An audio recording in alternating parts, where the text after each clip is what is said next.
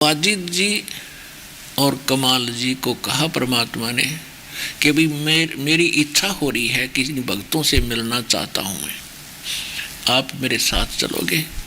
कमाल के तो वही शब्द थे, हाँ जी, मेरे बिना आपकी सेवा कैसे होगी? परमात्मा बोले चलो बेटा।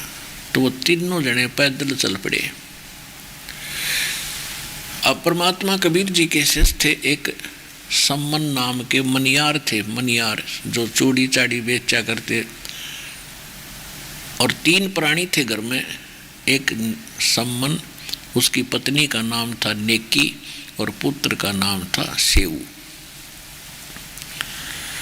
वो परमात्मा के भगत थे और परमात्मा ने कहा था चलो भी अपने कुछ भक्तों से मिलकर आते हैं। वो उधर से चल पड़े। उस साइड में क्या था कि ये सम्मन और उसकी पत्नी दोनों चूड़ी पहनाने का कार्य किया करते थे, और जहाँ भी ये बैठते थे चूड़ी पहनाने का कार्य करते समय भी ये भगवान की चर्चा सुनाया करते थे, क्योंकि भगत पर डटे ना जाइयो ज्ञान समझ माने के बाद। और अपने परमात्मा कबीर जी की, गुरुदेव की महिमा सुनाया करते थे कि सिकंदर लोधी के जलन का रोग था, हमारे गुरु जी ने ठीक कर दिया। सिकंदर लोधी ने स्वामी रामानंद जी की गर्दन काट दी थी, हमारे गुरुदेव जी ने जीवित कर दिया।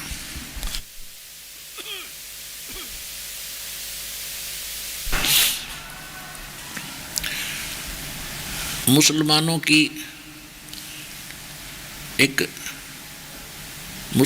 ने एक परमात्मा के साथ षड्यंत्र रचा था, राजा को भ्रमित किया था। कबीर साहब के सामने एक गऊ काट दी थी और कबीर साहब ने वह जीवित कर दी। इस तरह की कथाएं सुनाया करते थे। नेकी बहनों में जाती थी, वो भी सुनाती थी, और सम्मन भी बहनों को चूड़ी पहनाते समय ये सब सुनाता रहता था। तो वो जो सुनते थी वो ऊपर से तो यश करती थी, पर अंदर से उनके मन में दोष रहता था कि तो पागल हो रही है, एक दानक न इतना बड़ा बतावें, एक जुलाहा है, वो क्या कर सकता है। और उनके मन में ये भी आता था कि यदि वो इतना शक्तिशाली है तो ये तुम्हारी क्या स्थिति है, कितने निर्धन हो, ये कितने निर्धन हैं, क्या तुम्हें इनको धन नहीं दे सकता? ये भोली भाली है, उसका फंसगी। तो वो औरतें उस नगर की न्यों सोचा करते रहे। उस नगर में ज़्यादा पैसे वाले व्यक्ति बहुत रहते थे, सेठ साहूकार ज़्यादा थे, और जहाँ माया अधिक हो जाती है वहाँ भगवान की केवल औपचारिकता रह जाती है, हृदय से चाह किसी को नहीं रहती। और जब तक इंसान गरीबी में रहता है भगवान घना याद आता है, भगत को तो और ज़्यादा आता है। इसलिए परमात्मा अपने भगत को उसी स्थिति में रखना चाहता है जिससे उसको भगवान की भूल ना पड़े। तो उधर से वो सेव छोटा लड़का जो था अपने साथियों में खेला करता था बच्चों में, वो भी ये कथा सुनाया करते। तो वो बच्चे कहते थे कि तुम्हारे गुरुजी कभी तुम्हारे घर आए हैं? तो सेव कहता था कि नहीं। तो दूसरे, जैसे उन्होंने कथा सुन रखी थी कि सेव जी से कि हमारे गुरुजी के शिष्य सिकंदर लोधी हैं, वीर सिंह बघेला, काशी नरेश है, बिजली का पठान, मगर का नरेश हमारे गुरुजी के शिष्य हैं। तो बच्चे कहा करते नगर के कि तुम्हारे गुरुजी तो पैसे वालों के यहाँ जाते हैं और वो तो माया के भूखे हैं, तुम्हारे घर क्यों ना आए गरीबों के? अब वो बच्चा निरुत्तर हो गया, यह बात तो भाई इन्होंने गलत कह दी। तो उस बच्चे का ये मन में होगी, ये नहीं मन में आया कि हमारे गुरुजी ऐसे हैं, पर ये सोचा कि हे भगवान एक दिन हमारे गुरुजी यहाँ आ जा, इनका मुंह बंद कर दूँ, अब देखो आगे ना। तो उस लड़के ने अपने माँ से कहा, और वहीं पिता दोनों बैठे थे, कि पिताजी अपने गुरुजी अपने घर नहीं आ जाते? एक बार अपने पिता गुरुजी अपने घर आ जाएं तो बड़ा आनंद आ जाए, क्या अपने घर भी आएंगे? तो सम्मन और नेकी दोनों कहने लगे, बेटा क्या भगवान को, गुरुदेव को आप दूर मानते हो? हमेशा साथ रहते हैं। जी वो बात तो आपकी सही है, ऐसे ऐसे बच्चे मेरे को ना कुछ उलाना दे रहे थे, मेरे को व्यंग कस रहे थे, और एक बार गुरुजी आ जाना बस फिर मैं उनका मुंह बंद कर दूँ। बच्चे माता पिता बोले बेटा ऐसी बातें भगत नहीं कराया करते, जैसे भगवान रखे ऐसे रहा करते। जी वो बात तो आपकी ठीक है, फिर एक बार जाना बस पूछो मत। अब वो इतनी बात कह ही रहे थे और बच्चा ये बात कहकर आंखों में आंसू ले आया कि मुझे कल फिर जाना खेलने के लिए, वो फिर यही बात करेंगे, मैं तो कुछ कहने जोगा भी ना रहा उनको। उधर से कहते पहुंचूंगा क्षण एक में, जहाँ जन से महिमा सुनूं ता मैं गवन करंत, अरसो तो नगर निश्चिंत रहियो जहाँ मेरे प्यारे संत। एक पल में जा खड़े वरने का द्वार के सामने, और बाहर गेट खटखटाया, जैसा भी टूटा फूटा खड़का सा ला रखा था, और आवाज़ लगाई रे सम्मन है घर पे। नेकी बोली गुरुजी का आवाज़, गुरुजी की आवाज़ है। सम्मन बोला गुरुजी कहाँ आएंगे, इतने शिष्य हैं उनके, किस किस के जाएंगे, आपके भी भ्रम हो गया बच्चे के कहने तक। थोड़ी सी देर में फिर आवाज़ लगाई रे सम्मन है घर पे। दोनों ने सुनी आवाज़ थे गुरुजी की भाई। तीनों भाग लिए नंगे पैरों, और सामने 3 जने खड़े, 2 सेवक 1 भगवान। उनको दिन में स्वप्न हो गया कि ये कैसे हो गया, ना कोई पूर्व सूचना, ना इधर का कोई टूर प्रोग्राम कभी सुना भी नहीं। उनको विश्वास नहीं हो रहा था कि सचमुच हम अपने गुरुदेव को देख रहे हैं या कोई स्वप्न देख रहे हैं। आंखें मसलने लगे तीनों के थे।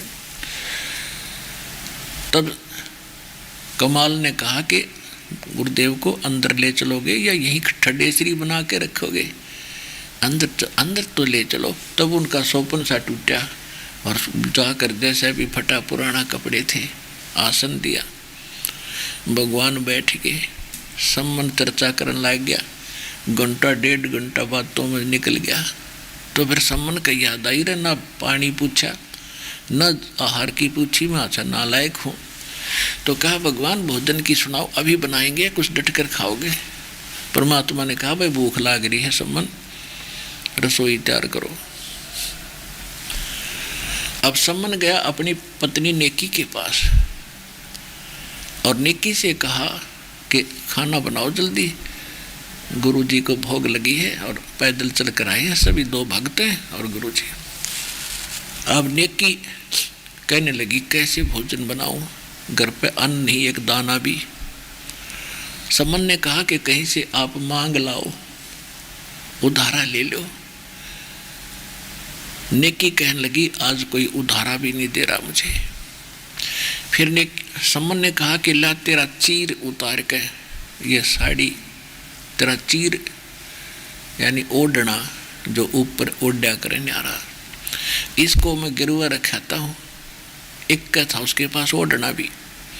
तो वो कहने लगी कि मैं लेकर गई थी इसको गिरवी रखने के लिए, ऋण यानी उधारा कुछ लेने के लिए।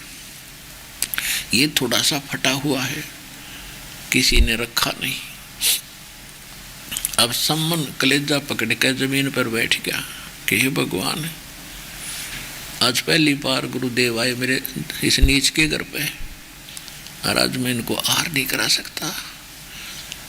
अपनी किस्मत को बुरी तरह कोस रहा था परमात्मा, इस पापी को ना जन्म देते तो अच्छा था, और आप आगे अब घर से भूखे जाएंगे।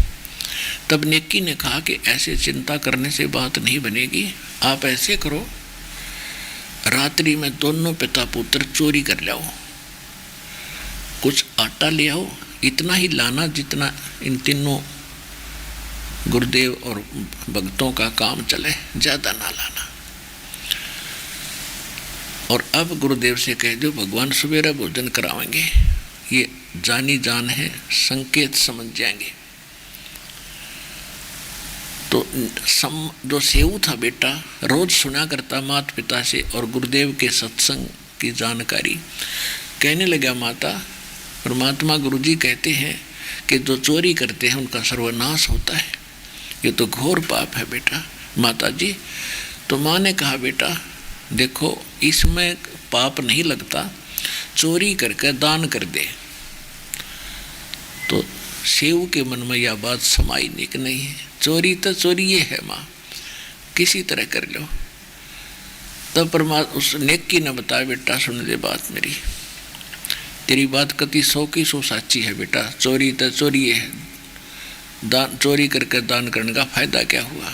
मैं तुझे तेरा विवेक देखूं थी बेटा, तो सच्चा भगत है। पर एक बात सुन, इस नगर के लोग भगवान से कोसों दूर हो गए।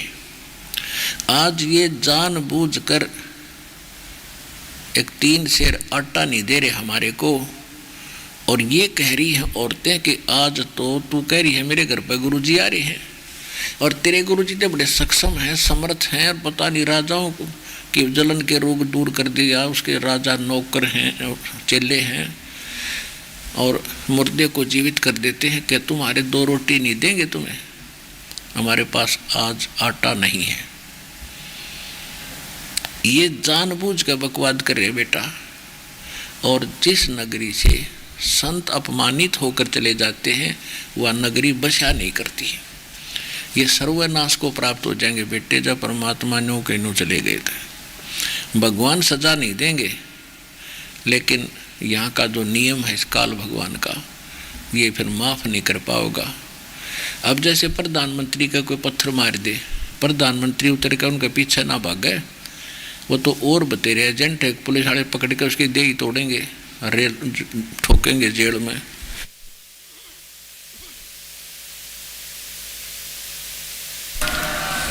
क्योंकि उनकी क्रिया ठीक नहीं थी। तो आज ये उस स्थिति में, इब देख ले बेटा, जब इस नगर का नाश करवाना है तो ठीक है, बैठ जाओ मौन साध के। और इस क्योंकि हमने इस नगर का अन्न खाया है, और बेटा ये हमारा फर्ज बनाइए। तो बालक है, इनकी आंखें बंद होगी, माया की चर्बी चढ़गी इनके, इसने माया की भांग पी ली। और फिर एक कथा सुनाई कि एक नगर था, उस नगर में पैसे वाले लोग गणे थे, और वो इतने अभिमानी हो गए थे, केवल एक राम कृष्ण का जाप करें थे और किसी तो बात नहीं करें थे। कोई साधु संत अगर मांगने आ जाता तो उसको अपमानित करके भेजते थे, एक दाना एक रोटी का टूक भी नहीं देते थे, और उनको धिक्कारा करते थे कि तुम करके खाया करो, मस्टंडे फिरते हो। उस नगर के बाहर, उस गांव के नगर के बाहर बनी में एक साधु सिद्ध आ गया, उसके साथ एक चेला था 18-17 वर्ष का। संत वहां आकर रुक गया बनी में, और चेले को सुबह भेज दिया, बेटा भिक्षा मांग लिया। सारे नगर में चक्कर काट कर लड़का वापस आ गया। सब ने अपमानित किया कि कमान जोगा है तू, क्या तुम करके नहीं खा सकते, धक्के खाते फिरते हो। लड़का वापस आया तो बाहर जिस रास्ते से वो आता और जाता था नगर में, उसके लास्ट कोने में, कति लास्ट में एक कुम्हारी रहा करती थी, विधवा थी, 3-4 बच्चे थे। वो अपनी मेहनत करके उनका पालन पोषण किया करती थी। अब कुम्हारी ने पहले दिन देखा कि बाबा जी भिक्षा लेने गया और खाली जाता भी देखा, तो लड़के ने जाकर कहा कि गुरुदेव ऐसा नगर कदे देखा नहीं हमने, ये तो 16 माथे भी ना बोलते, ढंग से बात भी ना करते, गुरुदेव भिक्षा तो दो चाहे ना दो, और ऐसे ऐसे कहते हैं। तो गुरुजी ने कहा बेटा तू कल फिर जाना सुबह सुबह। वो सुबह फिर गया, उसी तरह सुन के वो वापस फिर आ रहा था। तो उस कुमारी ने सोचा कि छोटा सा बालक भूखा मर जाएगा, इसने रोटी नहीं खाई काल ते, यहाँ से इसको मिलाई कुछ नहीं। तो उसने हाथ जोड़कर कहा कि महाराज मैंने कल भी आपको देखा पर मैं टोक नहीं सकी, क्योंकि मैं एक कुम्हार जाति से हूँ, और कई साधु संत दूसरी जाति का भोजन नहीं करते, वो ब्राह्मण या बणियों का ही करते हैं, ऐसे टाइप के भी होते थे, इसलिए मैंने आपको टोका नहीं। लेकिन आज मेरे तो रुका नहीं गया, अपने बच्चे जैसा लगता है तू, और मेरे पास कुछ आटा है, बना बनाया भोजन भी है, दोनों दे देती हूँ, जैसा उचित समय कर लियो। और बता देना साधु को कि कुम्हारी के घर से लाया हूँ।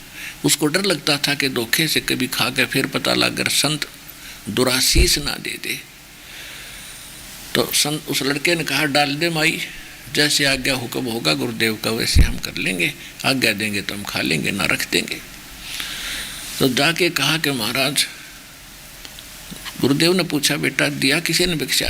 कि महाराज सारी कहानी बता दी, उस नगर से मैं वापस आ लिया था, एक माई ने ऐसे ऐसे कहकर ये कुछ आटा दिया। लड़का, गुरुजी बोले, बेटा तू खा रोटी, और रोटी खा कर तू वापस जा, और उस माई ने ये कह दे कि अपना सारा सामान घर का लाद का गद्या पे और अभी प्रस्थान कर जा, आज रात नहीं, नगर नहीं रहेगा। अब उस लड़के ने सोचा, मैं ये जाकर नौकूंगा, बुढ़िया नौका गया सी आपत मोल ली, इन रोटी दी तो मेरा घर भी छूट गया। वो बच्चा ने सोच ही रहा था तो संत ने कहा कि एक और कह दिया उसको, माई को, कि जहाँ तुझे रात्रि हो जा वहीं रुक जाना, वहीं तेरे नाम तक गांव बस जाएगा बेटी, तेरा पूरा पूरा कुल चलेगा। अब उस संत ने आके लड़के ने सारी कथा बता दी और कहा कि किसी को बतावा नहीं तो बात बिगड़ जाएगी, जब उसने जिक्र भी कर दिया था। तो उस बच्चे ने आकर सारी कहानी बता दी, माई ऐसे आदेश है गुरु जी का। वह समझ गई कि मैं बता भी दूंगी, इनका कल ठिकाना नहीं ना, मैं क्यों दोषी बनूं। अपना लाद के गधों पर सारा सामान चाल पड़ी, वहाँ से 8-10 किलोमीटर जाकर वह रात होगी, शाम हो गया, वह रुक गई। पीछे से रात्रि के समय एक भूकंप टाइप ऐसी स्थिति बनी और पूरा नगर बेटा नाश में आ गया। तो आज इस नगर की वो स्थिति समझ लेना, कल यू साबित पावेगा नहीं, जाज ये भूखे चले गए थे। अब तुम देख लो बेटा, या चोरी है या क्या चीज है। सेव खड़ा हो लिया कमा, इनकी रक्षा के लिए हम कुछ भी करना पड़े। दोनों पिता पुत्र रात्रि में चोरी करने चल पड़े। एक सेठ, पहले कच्चे मकान होते थे, एक सेठ के द्वार में सुराख बना लिया अंदर जाने का। अब सम्मन कहता है कि बेटा तू बाहर रहना, और अगर तू अंदर जाएगा और लाला जी पकड़ लेगा, लाला जी की मित्रता इस राजा के साथ है, यहाँ के राजा के साथ भी है, और बेटा तुझे सजा मौत दे देंगे ये, फिर हम क्या करेंगे जी कर। तब सेव ने कहा कि पिताजी ऐसे करो, मैं बालक हूँ, आप पकड़े गए तो आपको तो सीधी सजाए मौत होगी और मुझे माफ़ भी कर देंगे, मैं जाता हूँ। न्यू कहकर उसमें घुस गया। सम्मन ने कहा कि तेरी माँ का आदेश है बेटा, 3 शेर लाना, ज़्यादा अनमन नहीं लेना। अब उसने जाकर अंदाजा सा 3 शेर आटा अपनी फटी पुरानी चादर में बांध के और चलन लगा, तो आवाज़ होगी, खुड़का हो गया। उस आवाज़ से सेठ वहीं सो रहा था उठ गया, और जो ही वो निकलने की चेष्टा करने लगा उसके पैर पकड़ के खींच लिया। तब तक उसने सेव ने वो आटा उस सुराख में बाहर फेंक दिया। पिताजी मैं पकड़ दिया सेठ ने, और आप ले जाओ और आटा बनवा रोटी खवा दियो गुरुदेव ने जाकर, वक़्त से प्रस्थान करवा दियो, बात बिगड़ेगी आज तक। अब सेठ ने देखा, रे तुम भगत का डंडोरा पीटा करते हैं, न्यू क्या करते, बड़े भगत हो तुम, तो कथा सुनाते फिरते थे, आज थारी पोल पाट की। तब उसने कहा कि लाला जी हम चोर नहीं हैं, हमने कहीं मिल नहीं रहा था, आपका 3 शेर आटा हम वो वापस अवश्य करते, लेकिन आज मजबूरी थी हमारी, हमारे घर पर हमारे गुरुजी आए हुए थे और नगर से हमें आटा मिला नहीं, और नगर की रक्षा के लिए हमने ये करना पड़ गया। अब लाला जी का बुद्धि में बात कहाँ जावती, वो तो उसी कैटेगरी का था। अच्छा, अरे आज पता चला चोर ने क्यों मारे, चोर की माँ न पकड़े, ये तुम्हारे गुरुजी कराते हैं आके चोरी। हो ले भाई, कल सारे गांव में बताऊंगा, सारे नगर को, और देखना तुम्हारे गुरुजी को यहाँ क्या करेंगे।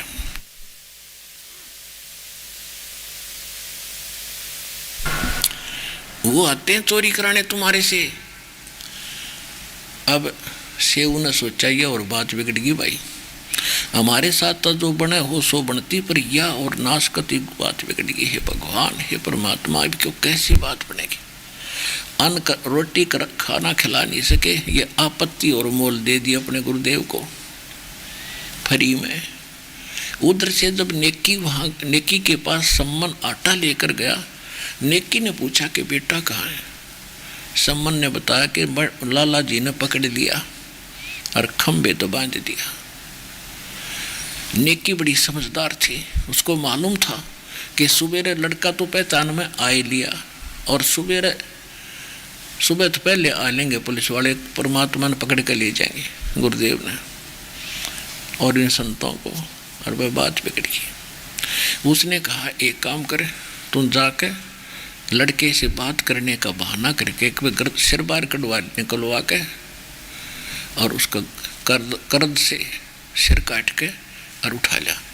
फिर लाला जी डरका मारा, 302 के केस से डर के उस लड़के को कहीं बाहर फेंक का होगा, तो फिर उसने उठा लिए और फिर वो जिक्र नहीं करेगा कितने भी।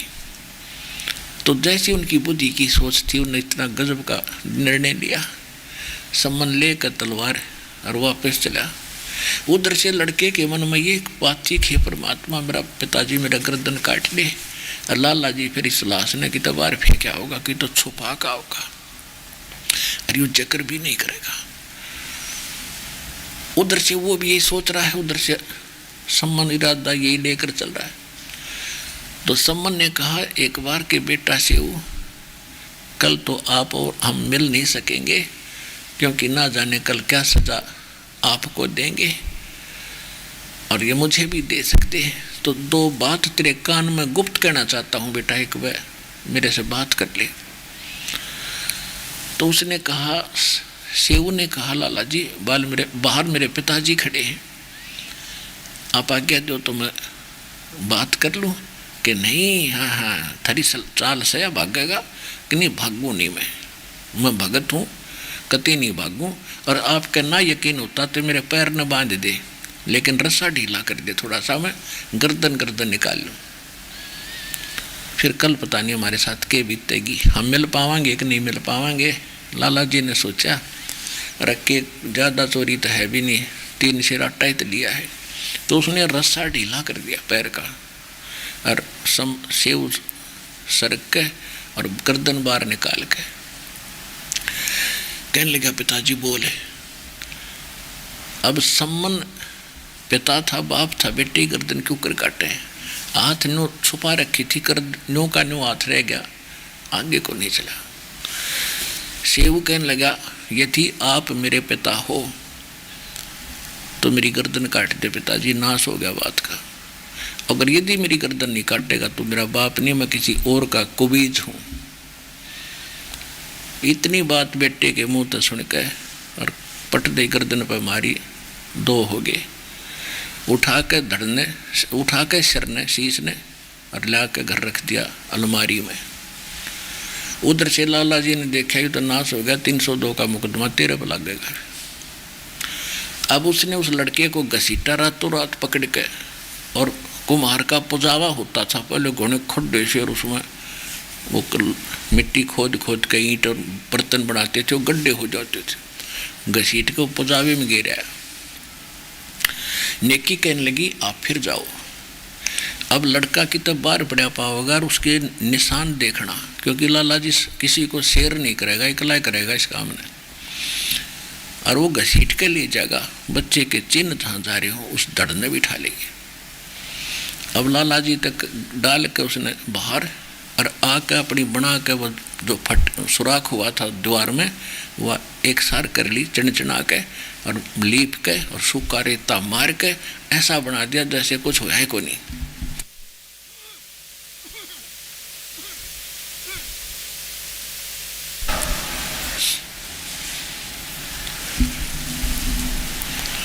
अब सम्मन ने देखा कहाँ, यूँ तो कति ओके कर दिया इसने। लड़के के जो निशान थे घसीट के वहाँ पहुँचा, लड़के को उस धड़ को उठा लिया और ला के अपने एक झोंपड़ी के कोने में डाल के उसके ऊपर फटी पुरानी बोरी पल्ले डाल दी। इस सारे प्रोसीजर में सुबह होगी। सेवन नेकी बोली मैं जल्दी भोजन बनाती हूँ और गुरु जी से कह दे नहा धो ले, और कह दिए महाराज आप रात को भूखे रह गए थे, अब वक्त से भोजन इसलिए बना दिया, और वो कह रहे थे सुबह हमने जल्दी जाना है तो जल्दी उठा दे, किसी ने पता लग गएगा किसी ने ना लग गएगा। तो नेकी बेटा कटा पड़ा है, और नो बोली आंखों में आंसू नहीं आ जाना चाहिए, कदे गुरुदेव को और संतों को पता लग जाए भोजन नहीं खाओगे। बेटा कटा पड़ा है और रोटी बना रही है माता, भोजन बनाकर तैयार कर दिया। महाराज जी को संदेशा मिला, तीनों आकर बैठ गए। तो उन्होंने 3 बर्तनों में 3 दोनों में सारा भोजन डाल दिया। अब परमात्मा ने कहा कि भाई ऐसे नहीं, आज तो इकट्ठे बैठ के खाएंगे सारे भगत और हम। इस भोजन को 6 पात्रों में डालो। 3 तो परमात्मा के साथ थे, तीनों जने परमात्मा, 2 बच्चे और 3 वो सदस्य। परमात्मा ने कहा कि जल्दी तीनों 6 जगह डालो, उन्होंने 5 जगह डाल दिया। परमात्मा ने कहा नहीं 6 जगह डालो। अब वो नो पूछना भी नहीं, समय उचित नहीं समझा कि नो पूछे भाई छठा क्यों नहीं है, तो उन पसीने आ रहे थे कि बतावाएंगे। आखिर में ये सोच ली थी गुरु जी का अगर आज चाहे झूठ भी बोलनी पड़ो इनको भोजन कराना ही पड़ेगा, कह देंगे जी कि तक खेलन जा रहा सब बालक है। लेकिन मालिक ने कहा नहीं 6 जगह बनाओ। ये 6 जगह धर दिया कि बैठ जाओ। वो दोनों वह बैठ गए, तीनों परमात्मा और वो भगत बैठ गए और छठा खाली रखा। तब परमात्मा ने कहा कि आओ बेटा सेऊ, आओ सेऊ जी मिलो, ये प्रसाद प्रेम, और बेटा सिर कटा कर चोरों के संता को नितक सेव। कहते सेऊ धड़ पर शीश चढ़ा,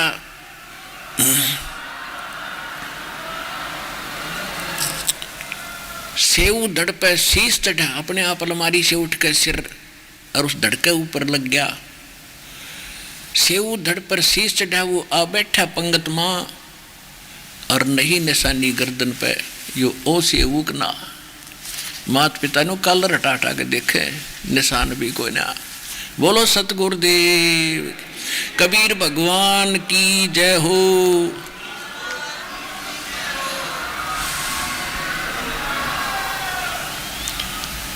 तो पुण्यात्माओं, ये अमर कथा ये हमारे नकली धर्म गुरुओं ने कूड़े में डाल रखे थे। ये लाल ये दास लाए ने 2 मांझ के और आपके रूबरू करने लग रहा है कि who is God, Kabir is God.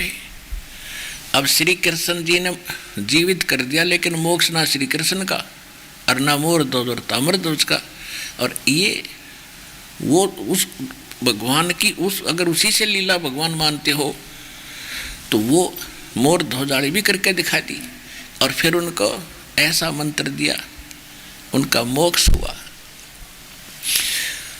तो इस परमात्मा के दरबार में, क्योंकि ये कंप्लीट गॉड है और इसमें कंप्लीट रिलीफ मिलेगा, पूर्ण सहारा मिलेगा आपको। इस संसार में सुखी रहोगे, आपकी उम्र भी बढ़ावेगा और साथ में आपका मोक्ष भी करेगा।